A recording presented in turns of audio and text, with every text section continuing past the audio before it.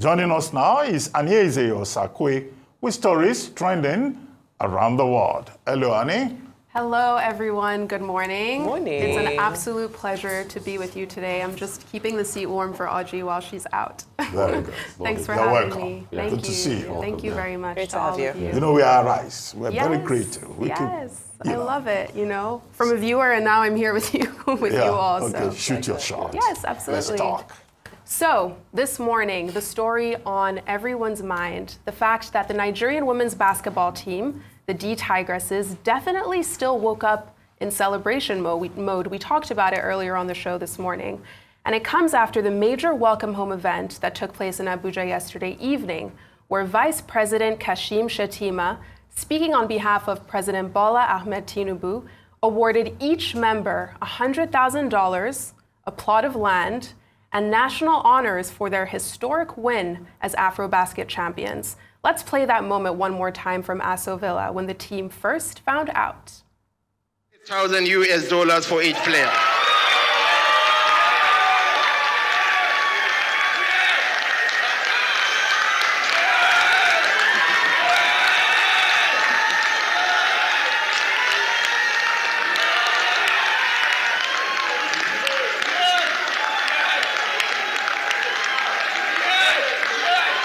It's not yet over. There are other goodies coming. $50,000 for coach and technical team, each member.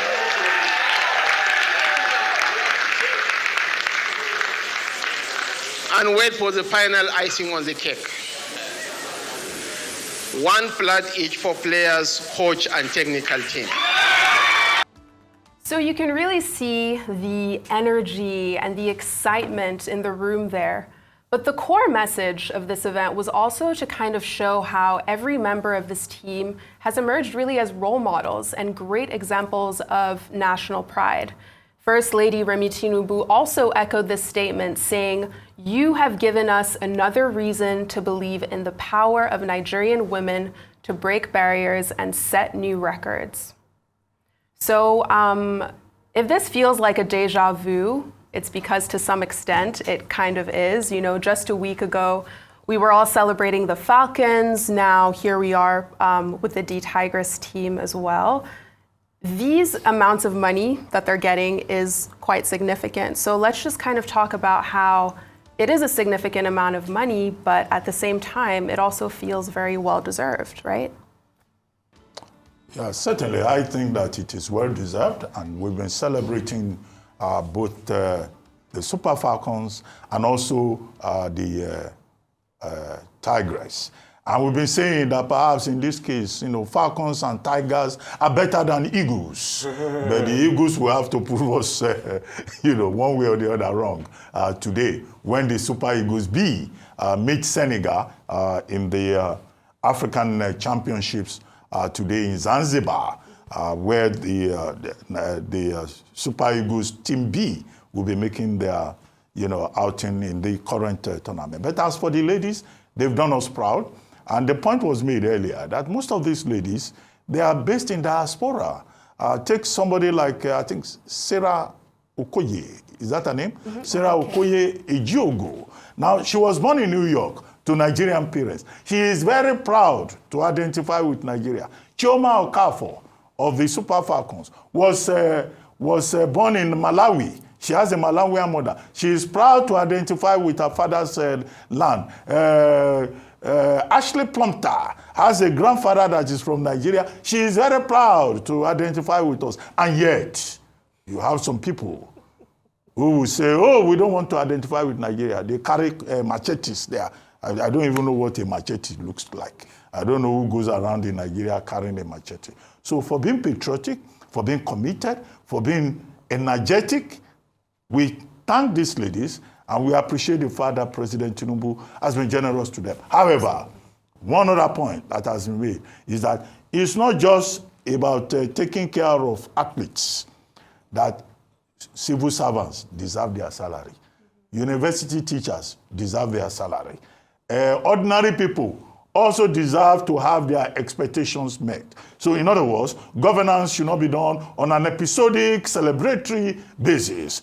Governance should be creating an enabling environment for everybody, including those of us who sit down here every morning, talking. Abi? Yes, absolutely. Even the Nigerian Zimbabwe Yes. is nodding her head. She wants to be part of Being a busybody is not easy work. That is my case. You don't mind 100,000 years, right? Absolutely, Big absolutely. things he will like.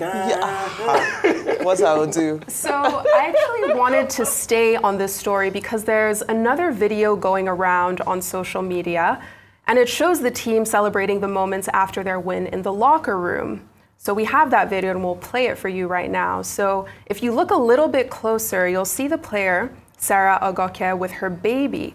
So not only is she a shooting guard that has played on the team for the last 5 years, she's also a doctor and had a baby last year, and she brought him with her to Abidjan when she went to represent Nigeria in this final game.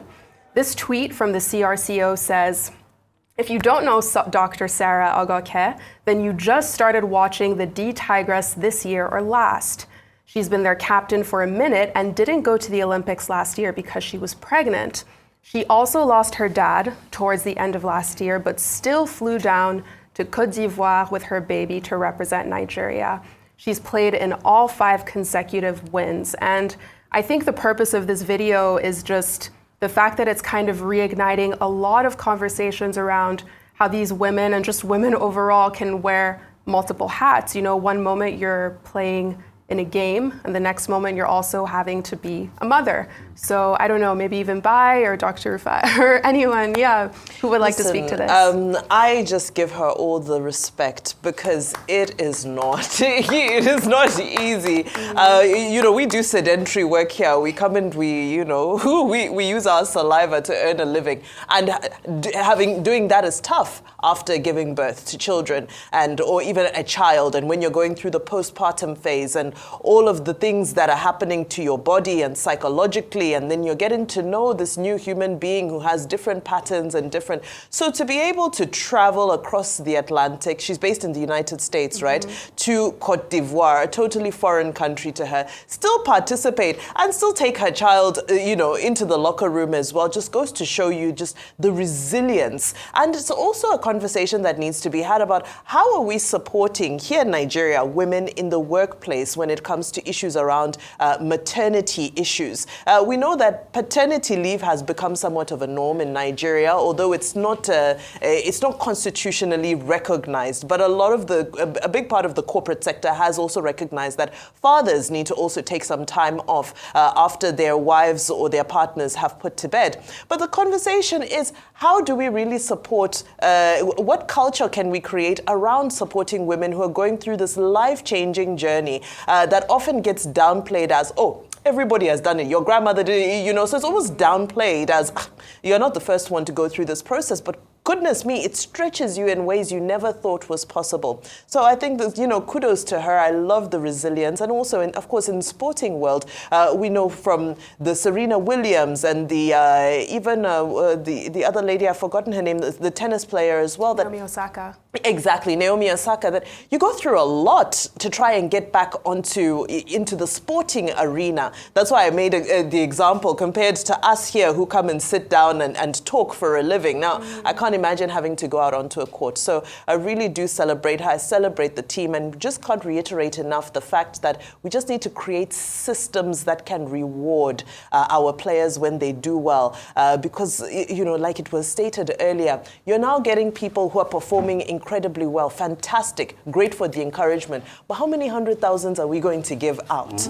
Great motivation, but let's have a system that rewards so that it's also not political. So that if this administration changes onto the next one in however many years, at least we know we've set a standard that rewards excellence and performance no matter who is in the seat of power on the day. Absolutely. Rufai, Doctor. Very apt. I'm so excited. To see that can-do spirit, losing a father, but also gaining a friend in the child, which is very, very important. The fact that she couldn't be with them the last time because she was pregnant, but she still had the pride and joy to come back to represent her country.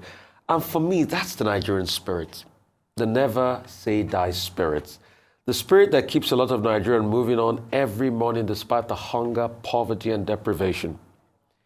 It's not that things are well or things are balanced or everything is good. But it is that spirit that says Nigeria go better, even if we know that the next minute we go to elections and vote in a shambolic leader and Nigeria doesn't get better in the next 8 years. But we still keep saying Nigeria go better. The fact that our forebears said to us Nigeria go better, Nigeria never stayed better till now. But we know that we can celebrate every little gains and say Nigeria did better and it go better someday. And that's that spirit that permeates through this team and this doctor, the hustling spirit, the fact that, oh, I'm not just going to be a basketball player. I'm going to be a doctor, create impact. Also, just like how Lozie has done, molecular biologist, fighting cancer, also a footballer, the never say die spirit. And that's the sweetness of Nigeria. That's the bliss of this country. And that's what people like Kemi Badenoch will never understand. And I don't blame her, because she understands it, but she's doing all of this because of its politics. This was the same spirit Kemi Badenoch summoned when she was campaigning for a legislative seat in Dulwich. She could tap into the sweet Nigerian spirit then because she wanted the black votes. But now she's with the Tories. She changes because of politics, and that's why you see politics ruin people. But it wouldn't stop the can-do Nigerian spirit. And we're passionate. And that boy just had how many mothers out there? How many extra mothers? Absolutely. Like 5, 10 extra mothers and doting on him. Just to add a footnote, Sarah Ogoye Ejiogo, she's actually Mrs. Ejiogo, and she was certified as a surgeon last year, November. Wow. And then here she is playing football within 9 months after having a baby. Now, the remarkable thing is that she's the only member of that team who has been in the AfroBasket finals all the last 5 that Nigeria won. So she has 5 titles to her credit. So the commitment, the loyalty, the dedication, I think all of that is very commendable. And we must, praise women generally who have this talent for multitasking. She's breastfeeding, she's playing basketball, and then she says, giving birth is hard. Yeah. Basketball is easy. That was what she wrote on X. And that's exciting to hear, that she enjoys what she does. She loves playing basketball, in addition to other things that she does. So special congratulations to her. Congratulations to her. Now to some weather news, because right now communities across Plateau State are picking up the pieces after a major storm left widespread destruction to people's homes, schools, and farmland. The damage was so extensive that the rain that came with the storm left many people homeless because the roofs of their homes were blown away by the sheer force of the wind. Eyewitnesses say about 50 houses in one Plateau community either had no roofs or destroyed walls. So now people there are asking for urgent help. Over in Niger State, the government is also urging people to evacuate, with flooding happening there as well.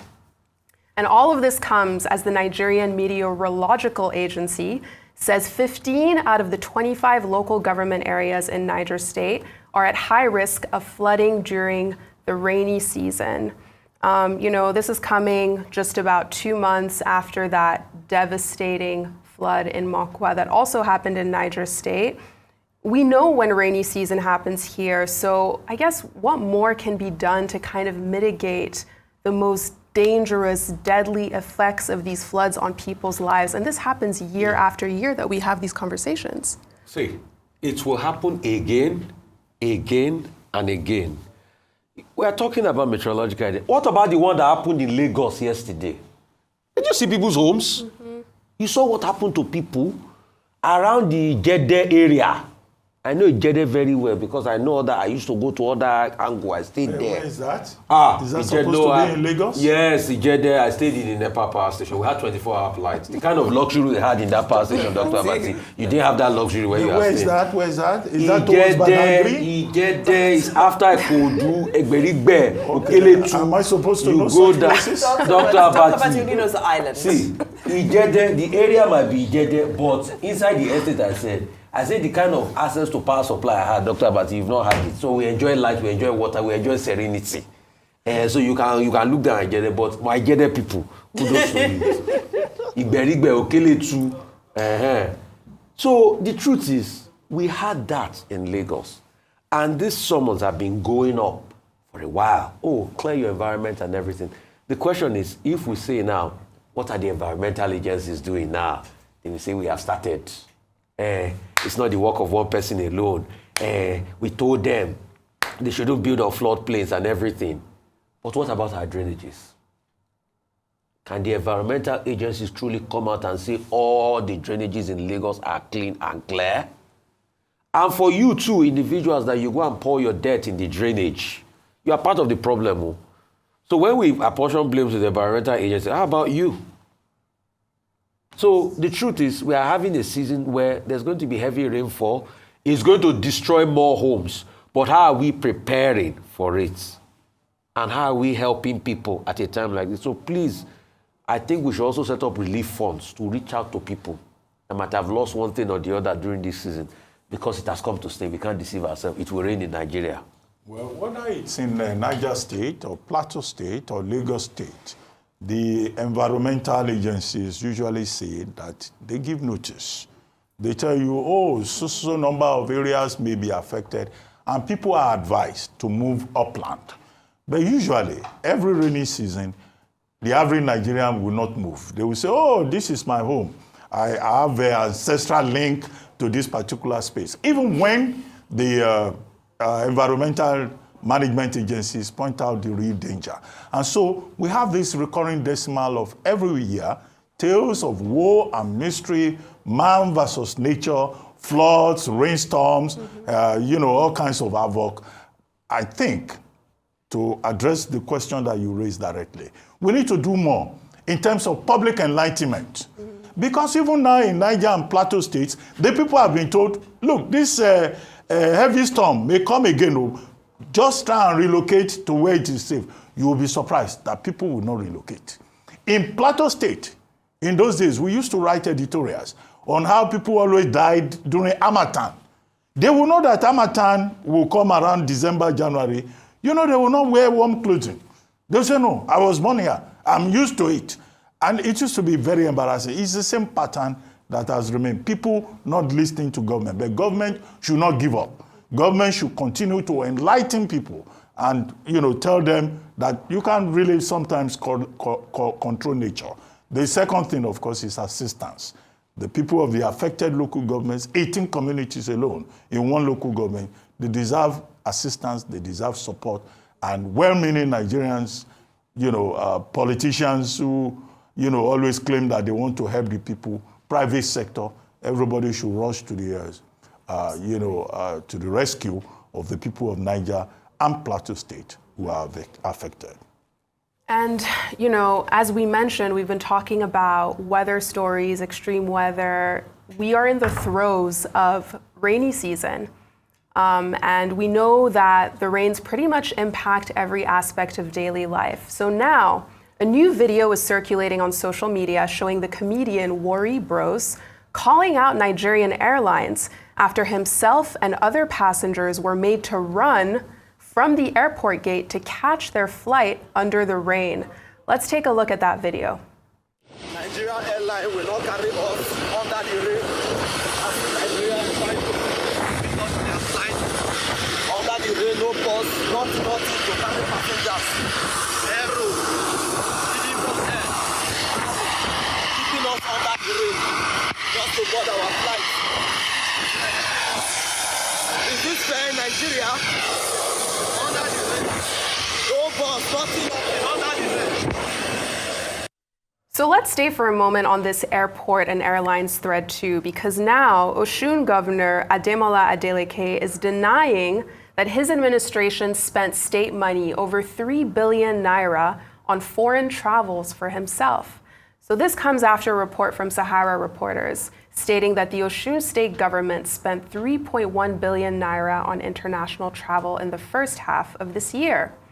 But in a series of tweets from the government's official Twitter handle, his spokesperson says the governor remains committed to transparency and accountability in managing state finance, as traveling costs being pushed around actually represent the near full-year training allocation for the over 100 agencies of the state government. The public is also invited to note that a full breakdown of the state traveling cost showed that the amount connected directly to the governor is very negligible, as he mostly footed his own expenses through the family private jet, as is the case right now on his visit to the US. The sponsored publication, they continued, is a failed attempt by the opposition to misrepresent and mischaracterize much needed expenditure on international training programs. So I think we can start the conversation there. You know, you have the governor of Osun State clarifying that travel expenditures related to him as governor were paid for personally because he essentially used his family private jet. So this 3 billion figure was actually used for the state agencies for the first half of the year. So what's your immediate reaction to this? I'll go to you, Rufai. The fact that he's saying, no, I use my private jet. This had nothing to do with me. Okay, I mean, it's for the opposition to be able to throw a lot of mud out and look for the facts, and it's for him to be able to make clarifications, as regards how he's been spending and what are the claims as regards his spending, this 3 billion travel spending claim. But I think the most important thing is that every governor must be able to give account of whatever they do in power. And his is different because he came in on the back of a lot of goodwill from the people. But also, when you look at the goodwill, how has he spent it? Is a question. As against the goodwill, he's gone ahead, he's endorsed President Tinubu for the next election, while the APC in the state is still fighting him. In fact, somebody would have thought that by now, if everything had gone well, because there were conversations about him decamping to the APC. But apart from all of that politics, the question is, when we audit the books of Osun, hope we will not find loopholes there. He can clarify about his private jet spending and everything. Osun is not a state that has a lot of money like that. Anyway, he comes from a very wealthy lineage. His brother is very wealthy, he's a multi-billionaire. I think they have a private jet for use across, so him getting a private jet is not a problem. But hope when another government will come and audit the books, we're not going to find loopholes. Because if we find loopholes in that book, then definitely we are going to criticize him. But we commend him for his good job thus far. And I'm saying this just around the edges because I don't have empirical facts. I've not checked the books based on the allegation. It's when I check the books and I see that there are loopholes there, I will be the first to cry. As regards the person running in the airport to be able to get to catch a flight in the rain, I mean, is that not the way of the Nigerian airport system?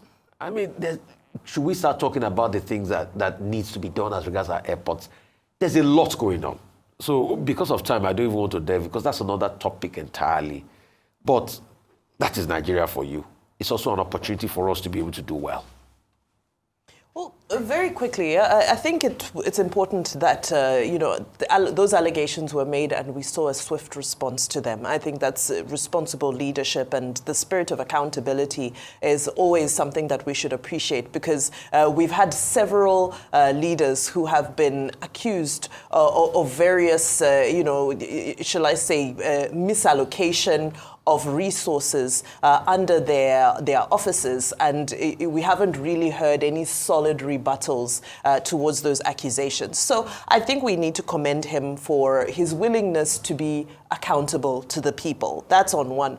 On two, well, private jets is still not free now. It needs to be fueled. It has a crew. It has a pilot. Arguably, flying private or maintaining a private jet is actually more costly than doing a commercial travel. Of course, most governors do fly private, especially when it comes to their domestic engagements. They'll argue and they'll say that, well, you know what, the flight operations in Nigeria simply cannot sustain the way they move in, spontaneous ways, and maybe sometimes have to go to so many different places with engagements in a day. However, I still would say that let's dig a little deeper and let's understand whether maintaining a private jet is more cost effective than commercial travel, especially given that most governors actually charter private jets. So the maintenance of one, arguably, some could say it's cheaper. I don't know. I think the aviation experts would have to weigh in on that one. Okay, the first thing, in my view, would seem to be the responsiveness of the Osun State government.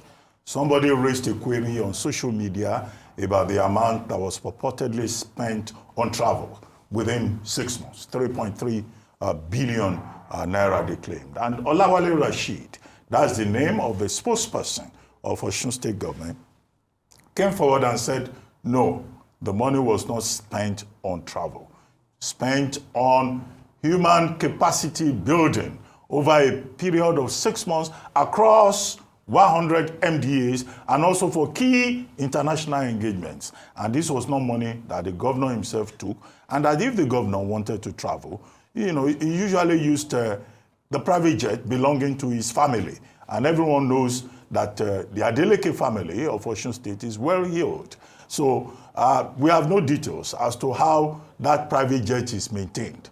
Whether it's Governor Adeleke himself or his brother, who owns an energy farm and has investments across the broad range, that the family can maintain the private jet on their own. And that's why Olawale Rashid was even saying the governor was even saving money for the state. But I think the response is in order. And also the fact that promptly, the government responded by putting the facts out there.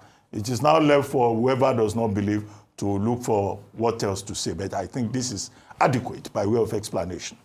As for the comedian from Warri not the carry last, who was rushing in the rain to catch a flight. Well, comedian, that's an opportunity for him to do a skit, So there is a positive side of it. I'm sure in his next outing, one running, everybody else is walking. In his next outing as a comedian, he's going to use this, either as a skit or something to entertain his audience. So let's look at the positive side of it. But you have asked the question: why would they be running, while it was raining? Was there no bus, no facility at the airport? But Festus Keyamo tells us that at least 3 major airports will be upgraded, and this kind of situation will not occur. But I doubt if the airport in Warri, Osubi, right?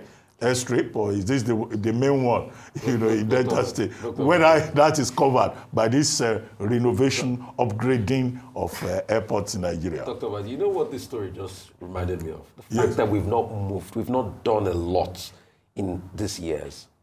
Remember how people used to run to go catch up with Nigerian Airways local flights back in the days? It's a replica of it. I know, but we're used to it. Once upon a time, to live in this Lagos, you have to learn how to catch the molue. It has its own technique. Yeah. So some of these things give you skills. Sorry? You know how to come down? Have you ever come down from molue? I have not. Do you even know what they call molue? I do not. I do not. But now that's a nice segue. That's a nice how to So the thing, you don't even know how to come down from molue. When you come down from molue, you keep running. You keep running. Because if you jump, if your head hits the ground, you will fall down. You'll break your leg. You give us no drugs. I used to be a veteran. I jumped molue a couple of times, so I had to learn the address. Molue never stops, so you just jump down and keep running. Who's going to wait for you? Nobody stops molue. All right. Now to some good news with the Nigeria Sovereign Investment Authority. just announcing the winners of their prize for innovation, with the top 3 finalists, Nigerian startups, getting a combined prize of $220,000 US. It was competitive. The top 3 startups were chosen from over 5,000 applications.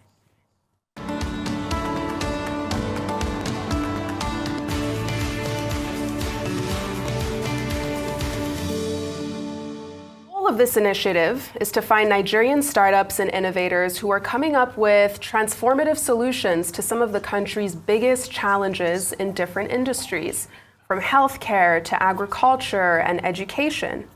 D. Olivet Labs came in first place with their prize valued at $115,000. This company takes farm and food waste and converts it into clean energy and organic fertilizer. Promise Point came in second place, getting a prize valued at $85,000. They're a women-led business that processes cassava and work with over 2,000 farmers. GeroCare came in third place, getting a prize valued at $55,000. They're a health technology platform working to improve care for elderly people in Nigeria. And I think what's especially interesting about this story is the fact that the top 2 winners here of these prizes were both in fields related to agriculture, farming. So it feels like, you know, it's still an industry that has a lot of opportunity for growth and technological advancement. And wait, quickly, before we have some more good news. If you're in Ibadan this week, the Kingdom of Saudi Arabia is offering free eye care services, from screenings to cataract surgeries, lens implants, and the distribution of prescription glasses.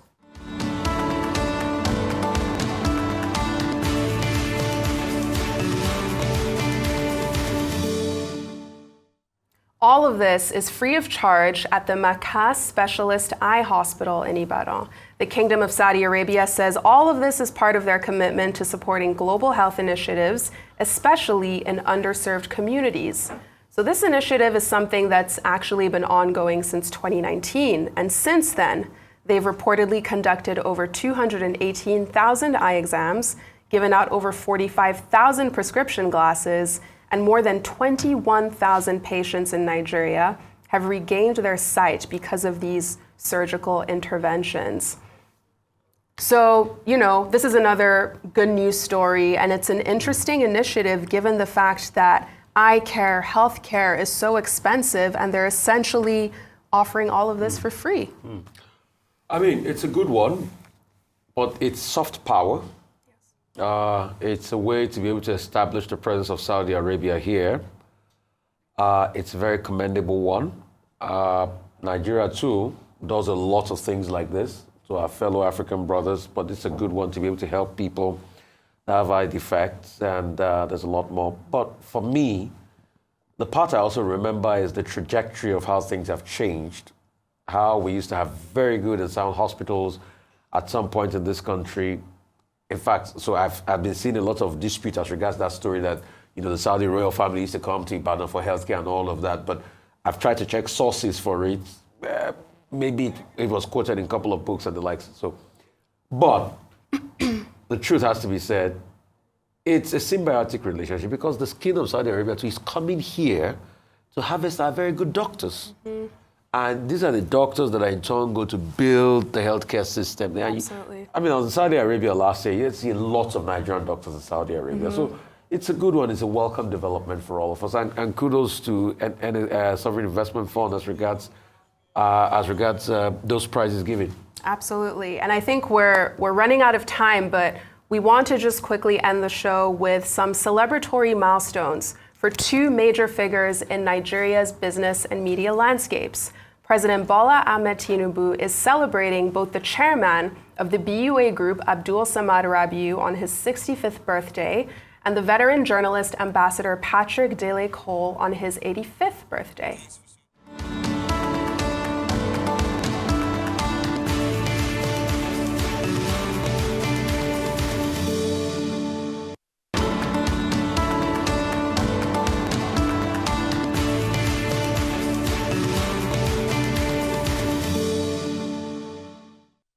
The president describes Rabiu as a businessman whose investments have transformed key sectors of Nigeria's economy, from cement to food, sugar, steel, power, oil, and gas.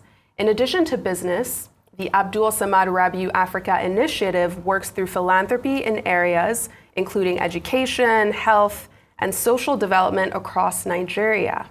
The president also extended birthday wishes to the veteran journalist and diplomat, Ambassador Patrick Dele Cole, on his 85th birthday. Cole played a pivotal role in the media landscape across Nigeria, from his time as the managing director of the Daily Times in 1976 to building the newspaper into one of the largest print publications in Africa today. So from everyone at Arise, we wish Chairman Rabiu and Ambassador Cole a very happy birthday. Yes, happy birthday. Happy birthday. Happy birthday to Thank them. you, Annie. Of So course. we look forward to seeing you tomorrow. Thank you. Great Looking start. forward to it. Thank you.